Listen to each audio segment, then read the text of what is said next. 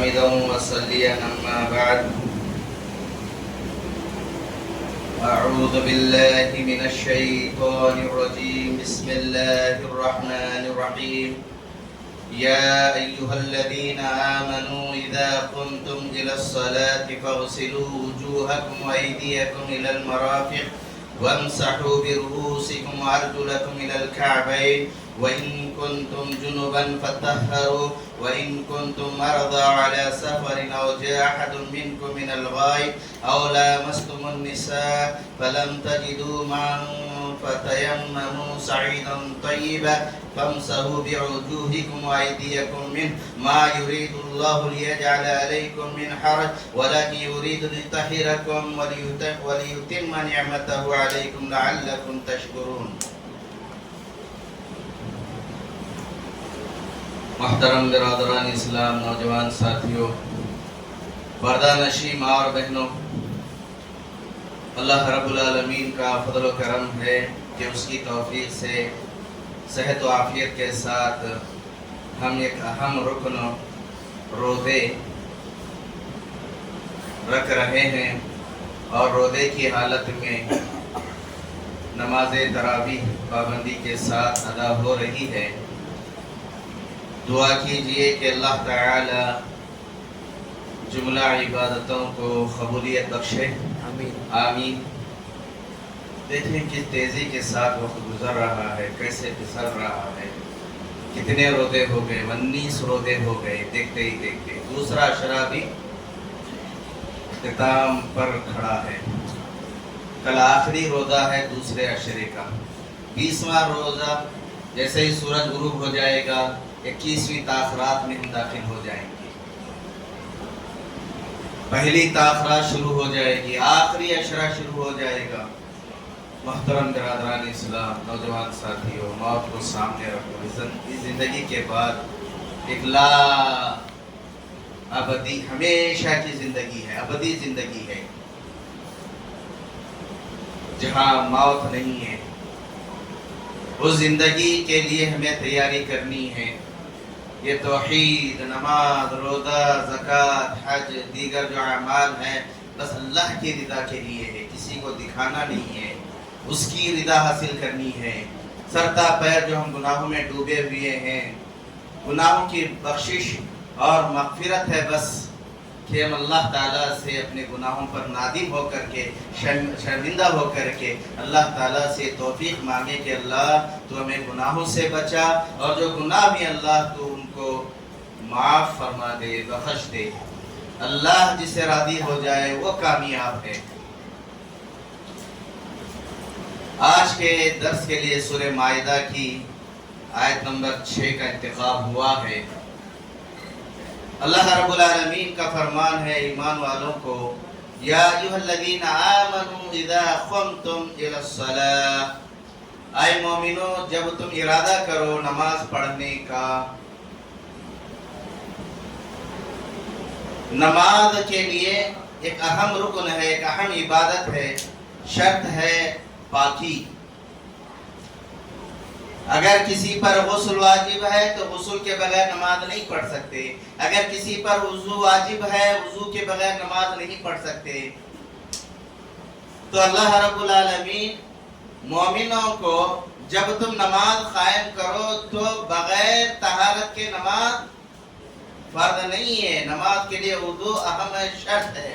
اللہ تعالیٰ نے فرمایا سنو تم وضو کرو، اور 4 سنتیں اللہ نے وضو میں بیان کیے ہیں.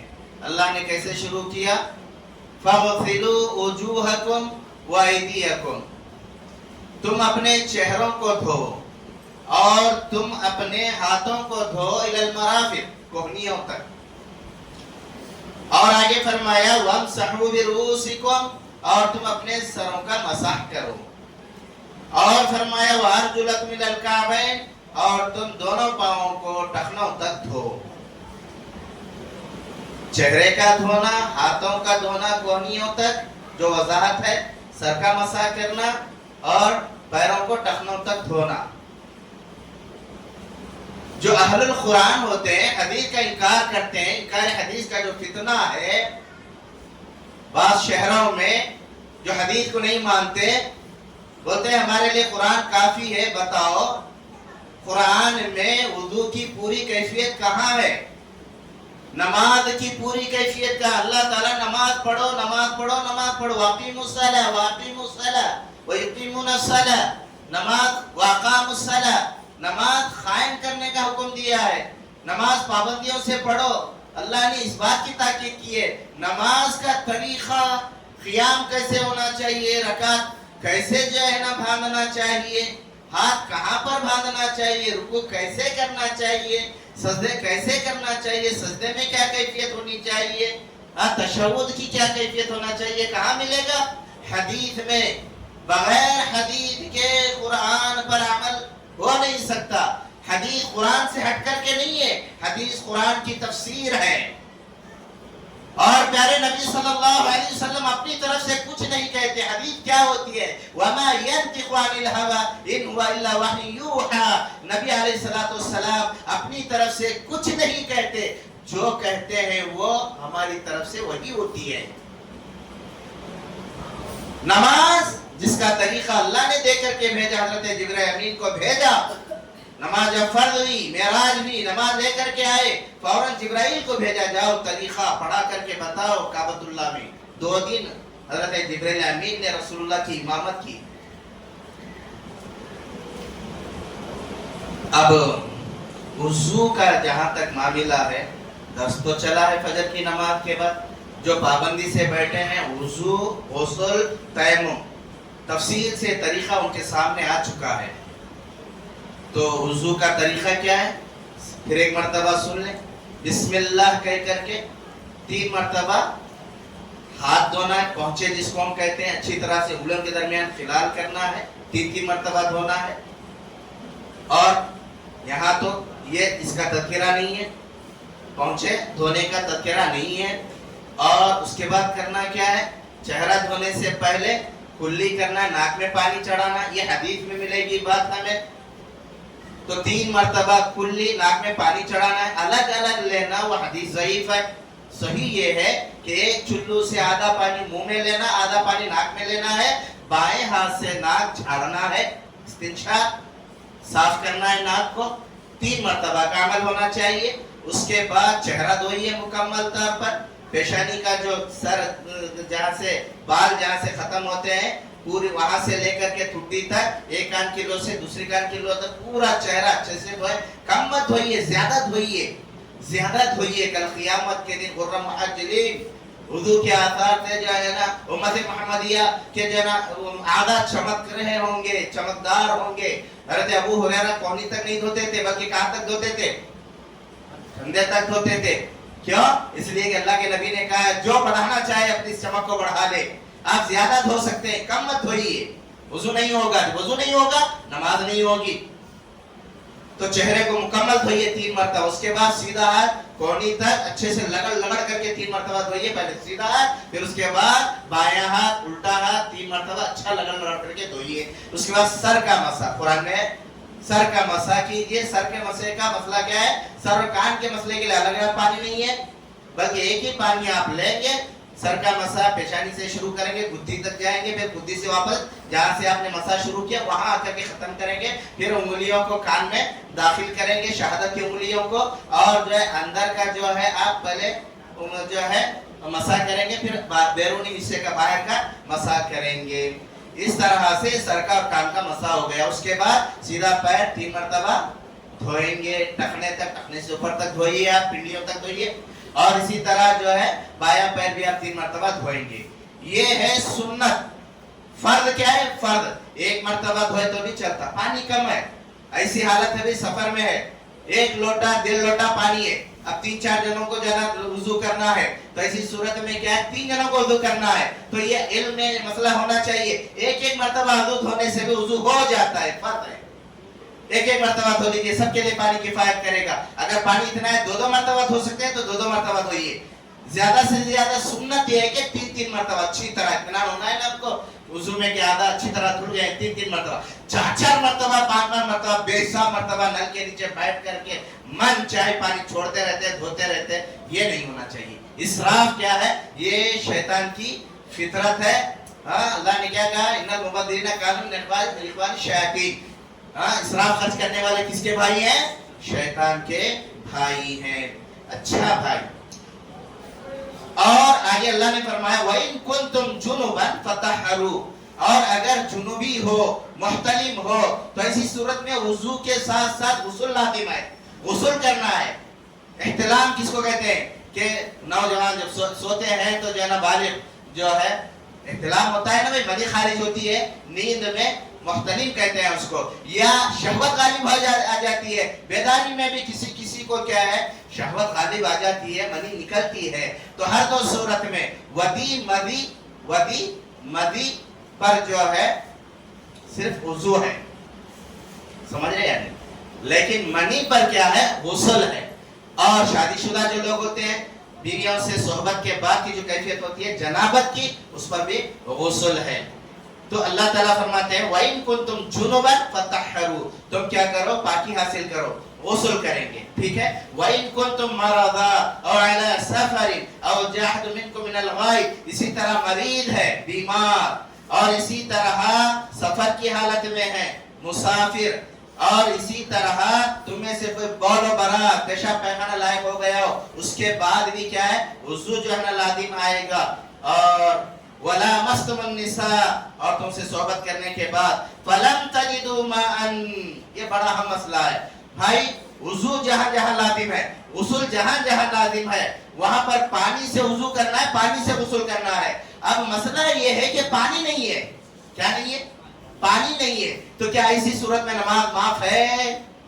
اللہ نے کیا کہا یا الذین آمنوا اذا قمتم الی الصلاۃ. نماز کے لیے کھڑے ہو جاؤ تو تم کیا کرو وضو کرو. جس پر وضو فرض ہے غسل کرو. جس پر غسل فرض ہے وضو اور غسل کی جگہ پر کس سے کریں گے؟ پانی سے کریں گے. اگر پانی نہ ہو تو کیا اسی صورت میں نماز معاف ہے؟ نماز معاف کسی بھی صورت میں نہیں ہے. بھائی میں بیمار ہوں پانی چھو نہیں سکتا نماز معاف ہے؟ نہیں. بھائی مسافر ہوں سفر کی حالت میں پانی نہیں ہے میں کیسے نماز پڑھوں؟ نہیں. حالت جنگ میں بھی اللہ نے نماز کو معاف نہیں کیا. انشاءاللہ پہلی تاخرات میں جو ہے آپ کے سامنے مسجد کے کیا فضائل ہیں اور نماز کی کیا اہمیت ہے انشاءاللہ آپ کے سامنے تفصیل سے بیان آئے گا. تو پانی نہ ہونے کی صورت میں اللہ فرماتے ہیں فَتَيَمَّمُوا صَعِيدًا طَيِّبًا فَامْسَحُوا بِوُجُوهِكُمْ وَأَيْدِيَكُمْ. اللہ فرماتے ہیں کہ تم اس کی جگہ پر پانی نہ ہو تم تیمم کرو پاک مٹی سے. پاک مٹی جو ہوتی ہے مٹی کے اوپر تیمم کا طریقہ بخاری کی حدیث ہے اور روایت ہے. میرے بھائیو جہاں پر بھی جو ہے نا صحیح قرآن اور حدیث کی روشنی میں اللہ کے نبی صلی اللہ علیہ وسلم کا طریقہ سامنے آتا ہے. نبی نے کہا صلو کما رأیتمونی اصلی. تم ویسے نماز پڑھو جیسا تم نے مجھے نماز پڑھتے ہوئے دیکھا ہے. لیکن جو اماموں کی تخلیق کرتے ہیں اللہ رحم کرے ان پر اللہ ہدایت دے کہتے ہیں ہم کو نبی کا طریقہ نہیں چاہیے ہم کو امام کا طریقہ چاہیے. جہاں وضو کی کیفیت رسول اللہ کی ہے نہیں ہم کو نہیں چاہیے. بھائی گردن کا مسا نہیں ہے وضو میں سنت سے ثابت نہیں ہے حدیث سے ثابت نہیں ہے. نہیں بھائی ہمارے امام بولے خلاص. اور کیا کرتے ہیں تیمم کر یہی حال ہے. ایک مرتبہ آپ مارو زمین پہ جھاڑ دو دونوں ہاتھوں کو بسم اللہ. آپ جو ہے نا چہرے پہ مل لو یا ہاتھوں پہ مل لو کونی تک ملنے کی ضرورت نہیں ہے. چہرے پہ مل لو ہاتھوں پہ مل لو پشت پہ مل لو. پہلے چہرے پہ بعد میں ہاتھ پہ پہلے ہاتھ پہ بعد میں چہرے پہ تقدیم تاخیر جائز ہے. ساری روایتیں ایک مرتبہ مارو اس کے بعد جو ہے نا ہاتھوں پہ مل لو کونی تک پھر ایک مرتبہ مارو چہرے پہ مل لو پھر مارو سر کا مسا کرو پھر مارو پیروں پہ مسا کرو. یہ سب نہیں ہے. سمجھ رہے ہیں؟ اس سے متعلق میرے بھائیوں احادیث ہیں وقت نہیں ہے آپ کے سامنے تفصیل بیان کرنے کے لیے. تو پانی نہ ہونے کی صورت میں ہم کو کیا کرنا ہے؟ تیمم کرنا ہے. غسل ہے نماز کا وقت سامنے ہے پانی نہیں ہے تیمم کرو کپڑے بدل لو منی لگی ہے کھریج دو.